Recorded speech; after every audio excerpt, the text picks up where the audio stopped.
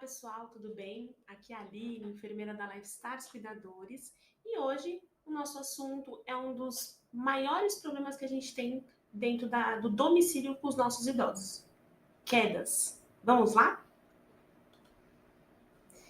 Então, pessoal, a gente tem que entender mais ainda o quê? Que as quedas, elas não são somente um problema que o idoso pode acontecer com ele. Não, é um problema de saúde pública.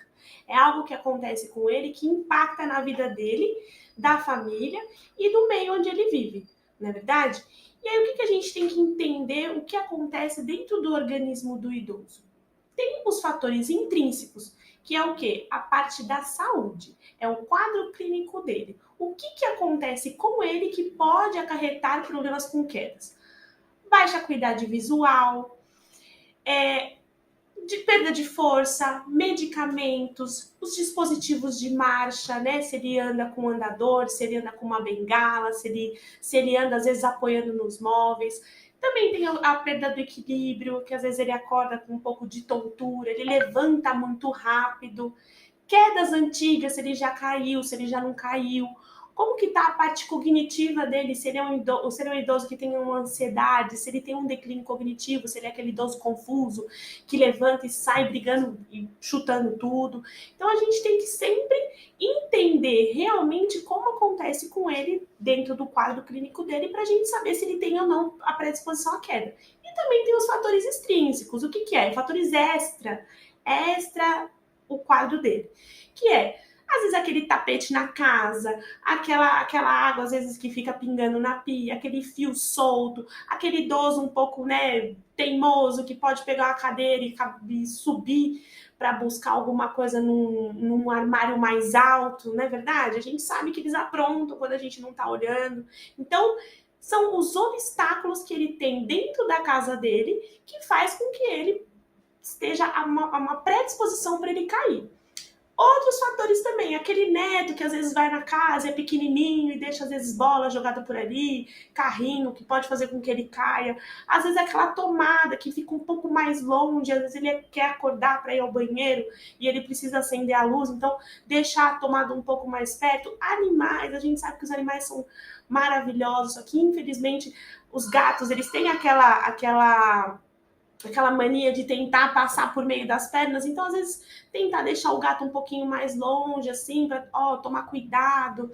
Na verdade, um box, né, que também é um obstáculo e super perigoso dentro do banheiro. Então a gente também tem que entender que o fator da casa é muito importante. E também tem os outros fatores que aí eu chamo a sua atenção como cuidador, como profissional da saúde, como profissional do cuidado, é a sua atenção em relação a ele. Né? Então a gente tem que começar a perceber que um idoso desassistido, ele é um paciente com muitos riscos. Um paciente que tem um cuidador e aquele cuidador é desatento, sei lá, tá com fone de ouvido ou tá longe. O idoso ele tem autonomia tranquila. Ele tá lá na cozinha e eu tô aqui no quarto. E não é assim, tem que ficar perto. Às vezes aqueles dispositivos de alerta, né, que é aqueles relógios que às vezes apita para saber se ele tá com alguma coisa, se ele tá passando mal, né? Então tem vários outros fatores que também englobam essas quedas. E aí a gente começa a entender que temos idosos que têm baixo risco, moderado risco e um alto risco de queda. E quem são eles? Os idosos independentes, né? Que sem fatores de riscos, o que seriam esses fatores de risco? Seria a parte de saúde, se já sofreu um infarto, se já teve alguma queda, se tem alguma tontura, se tem uma situação, se ele já teve um câncer, se ele já teve um AVC. Então, são idosos que são independentes, sem fatores de riscos. Também tem aqueles idosos que são mais dependentes, que são aqueles idosos que estão acamados. Então, esses pacientes, eles são pessoas que têm um baixo risco de queda. E aí, o que a gente tem que fazer, né, como profissionais do cuidado? Atenção total. Manter as grades elevadas, não é verdade? A cama baixada, se você precisar fazer uma transferência com ele para colocar ele numa cadeira e levar ele para tomar banho. Acompanhar também sempre a evolução do paciente, deixar ele sempre monitorado, com uma boa assistência, ver como que tá as medicações dele, se não vai mudar, aqueles medicamentos psicotrópicos que às vezes o médico dá para dormir, aí ele acorda meio tonto. E o que ele vai fazer? Ele vai ficar tropeçando, vai ficar apoiando e você não vai ver. né? Então a gente sempre tem que estar super atento. Vocês são detetives dentro da casa, então vocês são pessoas que precisam ter a maior atenção em relação a isso.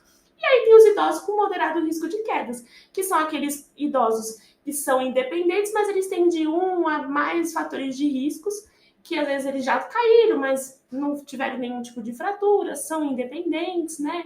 Ou aqueles idosos que nunca sofreram uma queda, mas tem às vezes uma doença secundária, às vezes ele já teve um AVC, ou ele já sofreu um infarto. Então, também esses pacientes precisam ficar bastante atentos.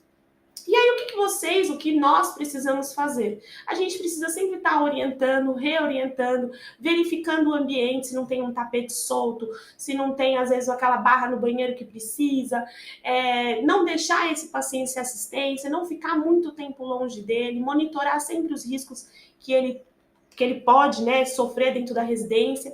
E aí tem aqueles pacientes com alto risco de queda, que são quais, né? São os pacientes independentes, aqueles que falam, não, tudo bem, deixa que eu vou sozinho. E aí, só que eles têm, às vezes, um fator de risco, às vezes ele tem uma predisposição a realmente uma queda, né? Uma marcha um pouquinho mais lenta, mas eles são independentes. Também tem outros pacientes que são independentes, mas ao mesmo tempo eles têm aquele dispositivos de marcha, então eles acabam tendo um pouco de dependência. Então aqueles pacientes que usam andador, usa cadeira de rodas, usa até aquela bengala, né? Então sempre verificar se a bengala tá com aquela borrachinha embaixo, se o andador tá bem adequado, se a cadeira de rodas está travada, se tá tudo certo, para que ele não tenha esse risco para cair, não é verdade? E aí, o que a gente tem que tentar monitorar de todas as formas? Sempre monitorando o paciente, sempre dando e oferecendo o auxílio necessário, não deixar ele sozinho de jeito nenhum. Quando a gente, às vezes, coloca para vocês no aplicativo alto risco de queda, então é atenção redobrada, triplicada. Né? Verificar também sempre as mudanças de hábitos, medicações, o ambiente que ele está. E aí, o que a gente precisa criar, né, como detetives, né? Aquelas medidas preventivas. Então, o que seriam essas medidas preventivas? Sempre ver como que está a casa, sempre auxiliar bastante, sempre tentar deixar ele mais confortável, verificar se não tem nenhum tipo de obstáculo, né, junto com ele. E vocês, como cuidadores, auxiliar sempre, da melhor maneira possível, sempre estar perto, promovendo a saúde, promovendo a assistência adequada. Não é verdade? Então, o que a gente tem que também, pensando no acesso no domicílio que o idoso está, se tem grades, como que estão as barras de apoio, se elas estão bem firmes. Às vezes aquele idoso que a barra está um pouco mais bamba, né? Ele pode cair, pode às vezes escorregar, né? Se as grades da cama estão elevadas, como que está o acesso dele a qualquer tipo de ambiente da casa, se não tem nenhum móvel na frente, se ele não vai cair. Então, a gente tem que sempre que prestar bastante atenção. E vocês são detetives, vocês são as melhores pessoas que nós contamos com a sua ajuda para que esse idoso tenha a melhor assistência e não caia. E aí, também a gente tem que promover o quê? As atenções a uma atividade física, uma caminhada, fazer musculação, fazer uma hidroginástica, às vezes aquele idoso que gosta de uma piscina, que gosta de alguma atividade, promover às vezes uma dança, aquela paciente que gostava de dançar, então promover dança, tentar sempre estimular.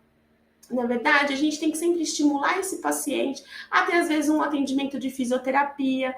E aí, o que eu fecho agora com vocês? Atenção!